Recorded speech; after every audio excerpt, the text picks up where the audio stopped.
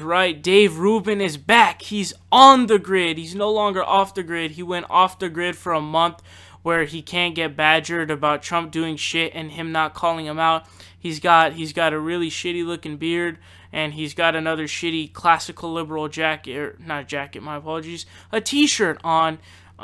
So I guess at least he can't claim to be a liberal. It says classical liberal, which is not the same as a liberal. But anyways, what I wanted to really get at here and hammer home is that Dave Rubin really pussyfoots on Trump big time, man.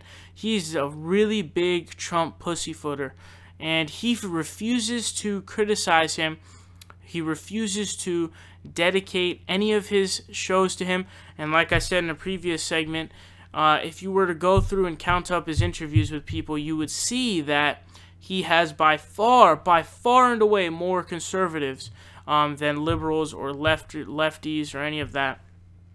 Now, what you're going to be seeing here in a bit is Dave Rubin talking about coming back on the grid, and he's talking about Trump, and he's talking about people wanting to tell him that, hey, Trump is doing all this shitty stuff, but because it's Dave Rubin, he doesn't want to hear it. Now, of course, he's off the grid, but I think that this plays into a whole another kind of, narrative of Dave Rubin of let's not criticize Trump, let's stick with, if you remember in his Reddit Ask Me Anything, he said that Trump's presidency has been good so far.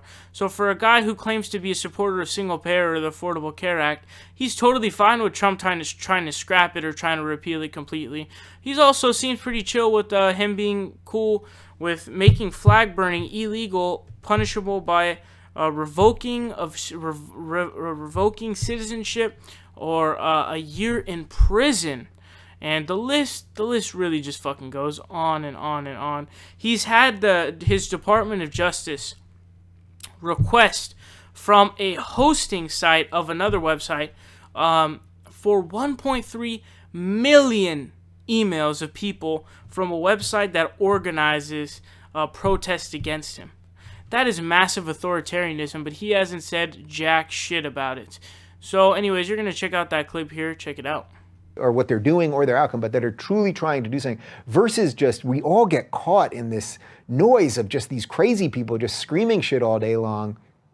And by the way, when I was off and I saw some friends and family and things like that, telling people at a dinner table, we're not going to do politics tonight because I'm off the grid and I don't want to hear any of that.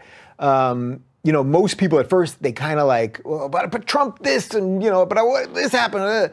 But putting that aside, people also, there's a lot of other things you can talk about. You could talk about art and philosophy and AI and sports and a gajillion other things. And I think that the constant attack, an onslaught that the media is putting into us, that every little political decision, all hell is going to break loose. I mean, even if you think, so I've been off for about a month. Remember those Comey hearings all about Russia? And everyone said, well, this is the smoking gun, this is the smoking gun. Trump Jr.'s meeting about this is the smoking gun. It's like, well, what happened to any of that? But we all spending all this time focusing on all this political nonsense. And again, it's why I always say the best government is one small enough that they can't affect you in every way.